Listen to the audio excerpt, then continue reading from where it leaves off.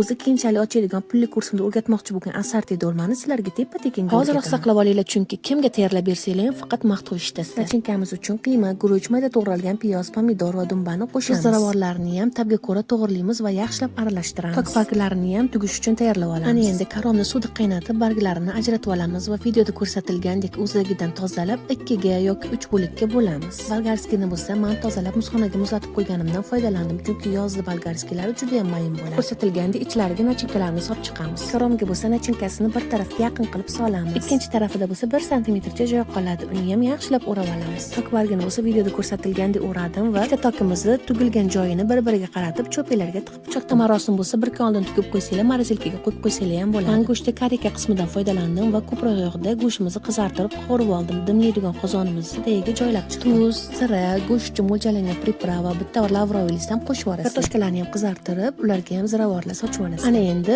assorti dolmalarimizni ham chiroyli qilib terib chiqamiz. Eng ustidan go'sht va kartoshka qovurilgan yog'imizdan ham quyib olamiz. 2-3 stakan suv quyamiz va pishguncha dimlab qo'yamiz. Retsept yoqqan bo'lsa, ko'p mehmon kutadigan yaqinlarga ham yuborib qo'yinglar. O'zingizlarga bo'lsa saqlab oling. Yo'lachani bo'lsa qizartirib qo'yishni unutmang. Kanalimga bo'lsa tez ulanib olinglar va boshqa retseptlarimdan ham foydalanib ko'ringlar. Ana endi hammaga yoqimli ishtaha.